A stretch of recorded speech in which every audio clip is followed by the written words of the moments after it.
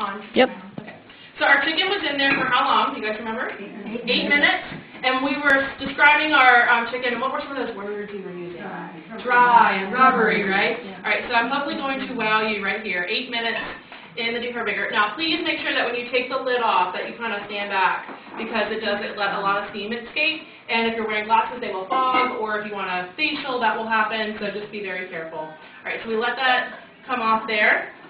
I'm going to set this over to the side, and I do want to show you how nice and juicy this is. And I misplaced my microwave grip, so we're just going to use my oven pad here, but I wanted to show you all this juice that is in the bottom there. All right, so that's actually like the start of some stock that you all can use, like depending on what recipe you're making. The chicken Parmesan soup recipe that would start like this. You add broth to it, so you don't even need to drain this chicken. You just leave it just like that to do that recipe. With this recipe that we're doing, we don't want to get our crescent rolls soggy. So what we're going to do is we're going to drain this juice off. All right, so I'm going to use one of my prep bowls here. Let's see if I can do this gracefully while on camera. All right, so we get rid of that juice. Like I said, if you wanted to reserve that for something else, you are more than welcome. Now, one of my favorite tools to use with my baker is they are definitely a great couple. I love the way they go together. Is our deep fry baker with our salad choppers. Does anybody have these at home? Okay, good. I teach you guys something new tonight. These salad choppers, I think, are the most misnamed product in the entire catalog. I think they should be called chicken choppers because that's pretty much all I do with them is chop chicken. So when I grab my salad choppers here, you just let the little release button go. It's on a spring, and it is like 2 Santoku knives on a hinge. And we're going to talk about what a Santoku knife is in just a second. But I absolutely love these. These do go along with our lifetime guarantee forged cutlery collection, so these will last you forever. They are dishwasher safe too, so that's really cool. So I usually just grab my chicken and start chopping. And so depending on how coarse or how fine you want your chicken, you can just chop as much as you want. Now with my say chicken tacos, chicken enchilada knife, I would totally just chop away so that I could have it nice and fine to add in there because I'm going to add cheese and things like that to that. All right, so with this, I just chop it until I get it kind of chunky. And I'll just show you, that was just like, I don't know, 10, 15 chops. But can you guys see the chop that it's just starting to shred it right there? So I remember when I first got married, we would make chicken salad and we would slice and try to shred it with 2 forks. Yeah. That was painful, right? So this just makes it so much faster to do this. I don't even have to get out a cutting board or anything. I just chop right here with this salad chopper. So one of my favorite things to do at home is we use the same chicken, the same method. We cover it with barbecue rub, and then that's the smoky barbecue rub in the catalog. And you also put that in the microwave for 8 minutes. It comes out, we drain it, we chop it up, and I make a barbecue sauce in the meantime with that same rub. And then we put it on top, mix it all in, and it's barbecue chicken Sammy's.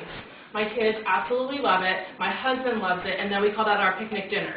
So we have that on some potato rolls. We maybe even serve potato chips, like a fun thing to have for dinner. Maybe some coleslaw potato salad with it. And then that is one night of fun dinner, and everybody's happy. So that's kind of the goal, right? You want everybody to be happy, and you don't want to be in the kitchen all night. So there's our chicken. Again, I'll just show you guys how fast and easy that was to chop that chicken up. So it is ready to be on to the next step. That's awesome. Yep. Just chop those with those salad choppers. I absolutely love those. And that is super easy. So we're going to let this cool. All right, so one thing I forgot to do was kind of introduce you all to the catalog, and we will pick up our introductions. But here on the catalog, let's look to the back for a second while we let that cool, is I told you already that my name is Tiffany, but if you want to stalk me later, you can find everything on the back of this catalog. So you can find me up with my cell phone, my email address. You can even find me on Facebook. So when Wanda and I did our planning for this, we used email as a method, and we used actually talking on the phone. Did you guys know the phone actually works to call people?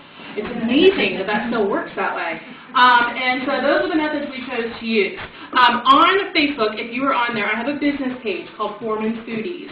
And that's where I post the recipes that I'm doing tonight, and I share different tips and things that are on sale. So go there and like it. You don't have to be my personal friend if you don't want to.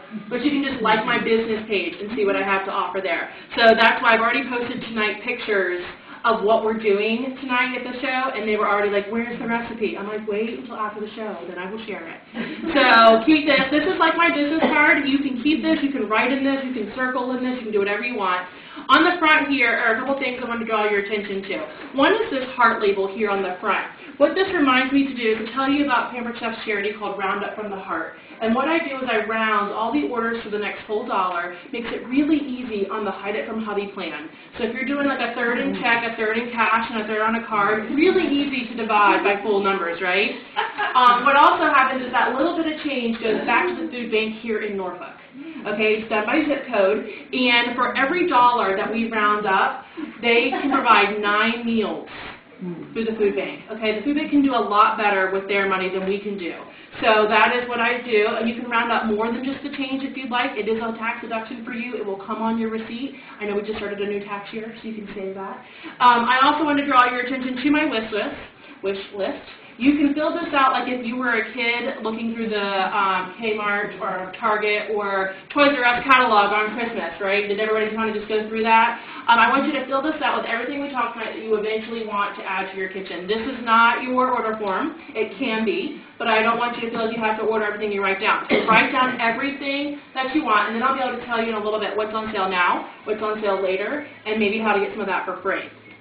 Now, the other little label that's down here on this corner is those of you who have smartphones, you may have noticed these little square things out and about. They're called QR codes, and you actually can scan this QR code, and it will take you right to Forming Foodies, my Facebook page. So if you're already on there, scan it, like it, and I might have a prize for you for doing that before you leave. So we'll talk about this other label at the top left-hand side in a little bit, but I wanted to just kind of give you guys that introduction. Now that we've showed you the deep-covered baker, I do want to turn to the centerfold. That is where the best things in a magazine happen, right? Right in the centerfold. So that's where some of the best things are within the Pampered Chef catalog. You'll notice one of my favorite combinations. Look at that right there pictured on the top. The deep-covered baker with the salad choppers. Okay, those go together right there. They even give you a cookbook to go with it. They also show you 2 of the pieces that I use quite a bit at home. Remember I told you I'm trying to cook at least 3 times a week? The New Year's resolution was to move it to 4. So we're trying to cook 4 times a week at home. And these are the 2 things I use a lot.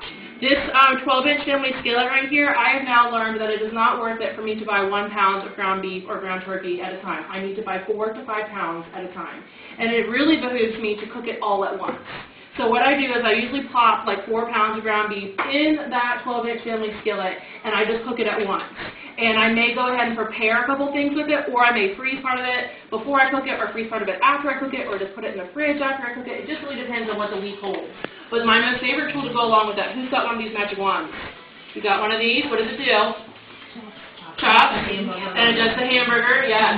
So when you're cooking, you're going to break up your hamburger, and you're going to now have tacos like Taco Bell, okay? So all the meat is all broken up. You're going to have chunks, and so I can really get in there. You can also ground your sausage, your ground turkey, whatever you're doing, and break it all up really nice and fine. We also use this for things like my husband likes to make guacamole, so if he wants to break up the avocado, he can do that. And a pinch, I've used it with my egg cooker.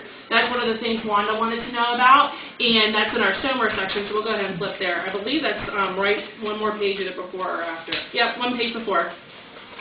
All right, so on page 32, you'll see the Baconator. Remember I told you that was that stone that we used to do our bacon? And then you've got our egg stone right there beside it. And these are a great little couple to go together. You can do a fried egg, a poached egg, a scrambled egg right in this little baby. And I can cook a fried egg in 80 seconds. All right, this is so great in our house. Because we have 2 kids, I have 2 wells.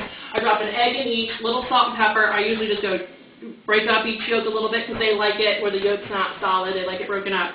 Put a paper towel over top, microwave 80 seconds. And I have the best fried egg. I can pop it right on a hamburger roll or a piece of toast or an English muffin, whatever we have, and maybe put a slice of bacon on there too, some cheese, and they have the best bacon, egg, and cheese sandwich they've ever had. So those of you who have little people who have been in sports before, or even if you're trying to do high protein in the morning, this is a great combination for you to have. I know my kids are much better on the soccer field and at the swimming pool when we do swim meets if they have some protein in them before we get there. So instead of going by McDonald's, we go and we do our own McMuffins right at home. So this is a great deal to have for you. And I actually have some couple other recipes that you can make in the egg stone. Actually, we have some cake recipes floating around. But really, I do use it just for eggs. With the Baconator, you can do meatballs on there. You can do chicken breasts on there. There's a couple other things you can do with that, too. But what you see with the Baconator is that the wells are in it. They raise your food up, so it's not cooking in its greases and juices. So it can raise up from that and crisp up a little bit. So I love these two stones. So for those of you who've been around stoneware for a while and you have that large round stone and that large bar pan and you want to expand a little bit, this is a great expansion right here with your egg cooker and your Baconator. And then also one more page forward is that deep cover baker. So that's the one that we use to do chicken in 8 minutes. And you, like you were saying, you baked your chicken for 40 minutes at 400. You can do, like I said, the whole chicken in the microwave. I have a 50-page document I can email you with recipes that just go in the deep cover baker. Whether you want to do pork or beef or chicken or whatever or pasta. Yes, I can get you that. Another recipe that I love to do is a chicken bruschetta pasta that we do right here in the deep cover baker. We actually cook the noodles in the baker in chicken broth. Have you had that one before? It is so good, and it's all fresh. It's fresh tomatoes, it's fresh basil, it's fresh, grated cheese, and it is delicious. So that's another really fun one. And if you'd love me to come and show you how to do that at your house, we can have a show at your house, and we can make that recipe too. So that's why I wanted to show you a little bit about some of our stoneware, because that is probably the most famous product line Paper Chef has, is the stoneware. So I wanted to kind of cover that. What also we're kind of famous for, and getting more famous for, is our cutlery. And that is one of my favorites, is our forge cutlery. So we're going to use a couple pieces here, real quick to do these vegetables before we get back into our introductions, and I need a break from talking. And so this is my favorite piece in the entire collection. This is my 5-inch Santuko knife. And Santuko in Japanese means 3 good things, which basically translates to slicing, dicing, and mincing. So I use this for quite a bit at home. What makes it a Santuko knife is the divots that are inside the knife there, so that when you slice things, it creates little air pockets so things don't stick. But does anybody have any forged cutlery at home? Any of the Paper Chef forged cutlery? Wow, cool. I love it. This cutlery, as you'll notice, it is old tang. Does anybody recognize that term? You know what that means? What does that mean? You can't remember, but you've heard of it? Anybody else know? What it means is the blade goes all the way through the handle. It is one piece all the way through. So it will never break on you right there where you put the most pressure. Yes, and so you don't have to worry about anything getting in there. Did I tell you guys you were going to learn something new today? Because I hope you've learned already a couple things. With this also, it's bolstered, so it is evenly distributed from here to here and here to here. So it's very even in your hand. Now these I do not recommend putting in the dishwasher, but you won't have time because you're going to want to use it again. You're just going to clean it off and keep it going. You're not even going to let it sit in your strainer. You're just going to grab it and keep using it. But I have the knife block set at home, and I have all the knives. It's funny because when these knives came out, the 7-inch came out first. And my husband was like, oh my gosh, what are you getting at? He wanted to be Emerald and Guy Fieri and all those guys, right? He wanted to be just like them. He's the cook, actually. And so I was like, don't worry, I'm gonna earn it for free. It will come FedEx, we get it for free. And he's like, all right, cool. So when the 5-inch knife came out, I was like, ooh, I like the 5-inch knife. I feel more in control of a 5-inch knife than a 7-inch knife. That's sometimes intimidating. Plus, as women, we've been told this is 7 inches our whole life anyway.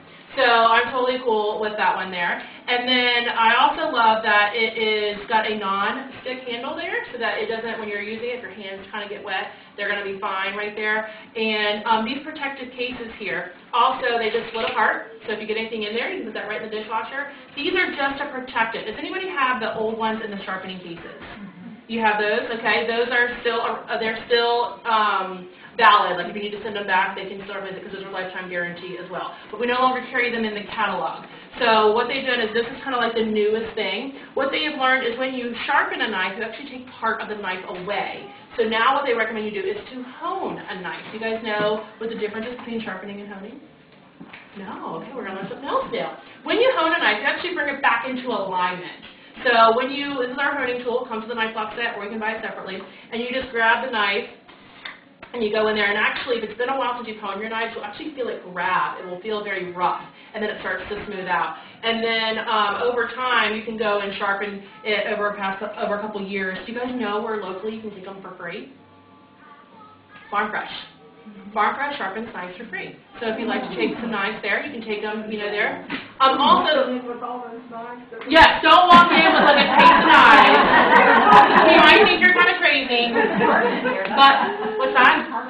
Me, the butcher, in the back. So I would make them some cookies and then say, hey, will you take care of my knives for me? Also with this, I was going to say one more thing about my cutlery, but now I can't remember. It'll come back to me. Oh, I know what it was. How many of you have a knife block at home already? Did I got a knife block? Okay. How many of you have slits that are horizontal? No, vertical, sorry. Vertical. You have vertical slits. You have vertical slits? All right, so some of them are horizontal. It just depends on the knife block. Ours in the Pampered Chef are vertical as well. I want you to go home, those of you who have vertical slits, and look at how you have your knives stored. What you should do is store them straight down like this, so that every time you take them out, you're going against the butt of the knife, and then you're not dulling the knife every time you pull it out this way. So hopefully that's something else that you learned tonight. You go home and turn all your knives around. Like those of you who need to store them in a drawer, another reason why I like to keep these around, even though they are in my block, I can put this in there and put it in the drawer, and then I don't have to worry about anybody going in there and grabbing it. Especially little people who can't see in the drawer, that's a nice little protective covering there. All right, so we're going to slice up some vegetables here real quick. Go through it like butter. We are going to do one that I wanted to show you, a tool that I absolutely love, is our corer and more. All right, so this little guy you've probably seen before. It takes the hats off the strawberries. This has been around for a long time. Well, then they added this. This is the more side. And at first, I was like, I've never mulled a melon in my life. Why am I going to need that? Anybody a melon muller in here? You do melon mullen? Okay. My daughter likes cantaloupe, so I'm trying to get that wrist action going with there. All right, with this, what I also do is I take the seeds out of the cucumber because the seeds give you indigestion. So if you ever notice that after a salad or you're kind of, burpy afterwards, go ahead and take the seeds out and